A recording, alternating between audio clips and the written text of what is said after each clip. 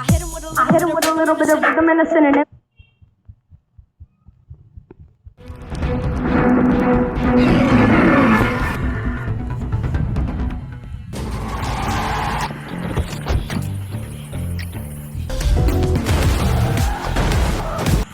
Panahon na nga ba para lumipat ka sa solar? Minsan, akala mo wala ka nang kinatatakutan. Pero kapag malapit na matapos ang buwan, may matatanggap kang puting envelope. Isang bagay na nagpapanginig sa'yo. Bagay na natatakot ka sa mga numerong makikita mo. Nang buksan Nang buksan mo na ito, hindi ka nagkakamali. Kahit ganting bil ng kuryente ang nakita mo sa sobre. Aray ko po! Panibagong problema. Saan ka naman kukuha ng pambayad sa mataas na singil sa kuryente? Pero habang nag-i-scroll ka sa social media, may lumabas na advertisement. Introducing solar panels. Wala ka nang katatakutang numero. Goodbye na sa madalas na brownout at mataas na bayarin sa kuryente. Wow! Tila ba ito na ang pinakahihintay mong kasagutan sa matagal mo ng problema? Handa ka na bang subukan ang solar? Noong 1954, pinakilala ng Bell Laboratories ang kauna-unahang praktikal na silicon solar cell na kayang gawing kuryente ang liwanag ng araw. Dahil dito, marami ang naniwalang magsisimula na ang panahon kung saan ang araw ang magiging isa sa pangunahing pinagkukunan ng enerhiya. Kaya lang, may problema. Sobrang mahal ng solar noon. Noong 1956, umaabot sa humigit kumulang $3 kada watt ang presyo ng solar cells. Sa presyong iyon, ang isang solar system na sapat para sa isang ordinaryong bahay ay maaaring umabot sa mahigit $1,000,000. Sa loob ng mga sumunod na dekada, patuloy na gumanda ang teknolohiya. Mas dumami ang gumagawa ng solar panels, mas bumilis ang produksyon, at mas naging efficient ang mga ito sa paggawa ng kuryente.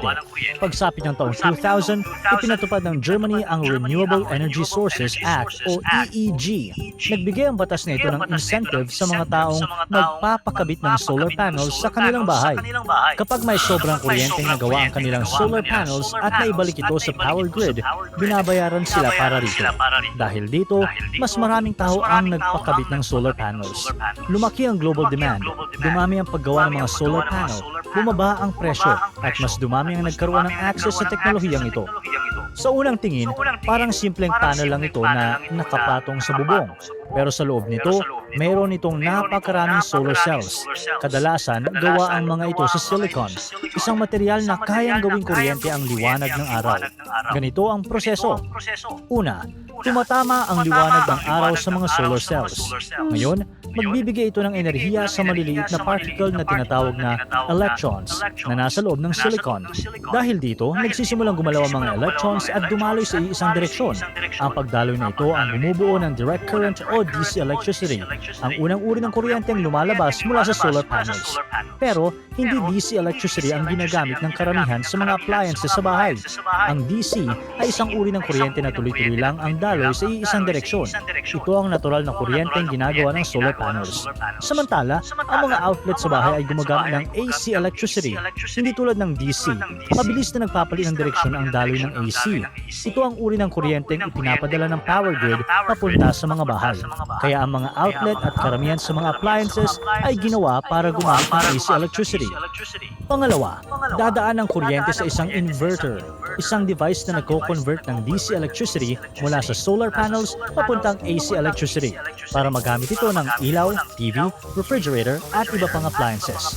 Panghuli, sa karamihan ng mga bahay nakakonekta ang solar panel system sa power grid at magkasama silang nagsusupply ng kuryente sa bahay.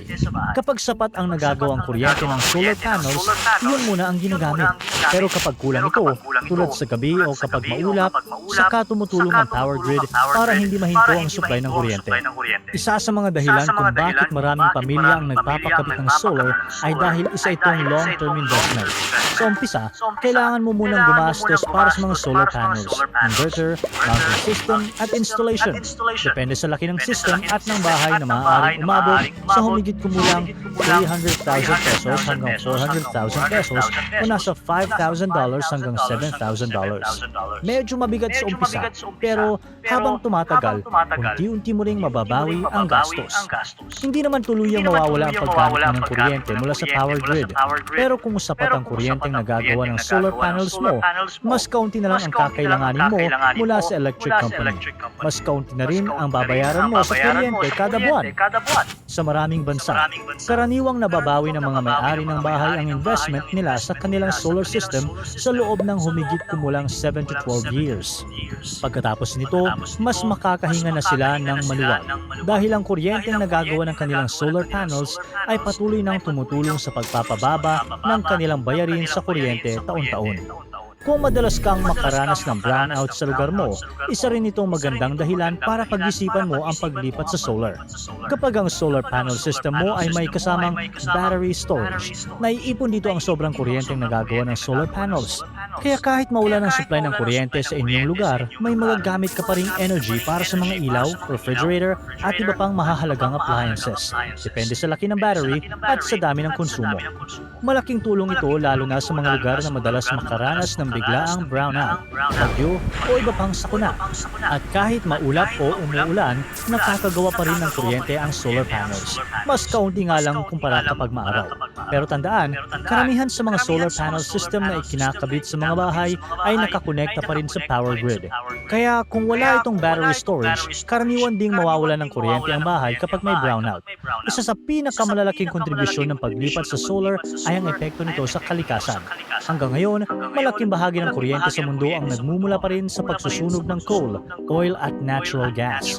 Ang prosesong ito ay naglalabas ng carbon dioxide at iba pang greenhouse gases na nagpapalala ng climate change. Pero ibahin mo ang solar. Habang gumagawa ng kuryente ang mga solar panel, wala silang direktang inilalabas na usok o carbon emissions. Dahil dito, nakakatulong ang solar na mabawasan ang pagdepende sa fossil fuels at unti-unting nagiging mas malinis ang pinagkukunan ng kuryente. Pero may mga mahalagang bagay na dapat mong tandaan. Hindi lahat ay pwede nang makapagpakabit ng solar.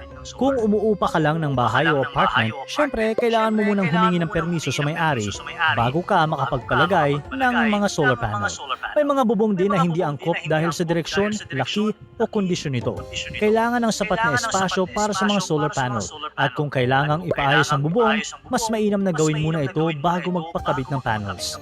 Kaya kahit mas abot kaya na ito kaysa noon, malaki pa rin ang kailangang gastusin sa pagbili at pagpapakabit ng solar system.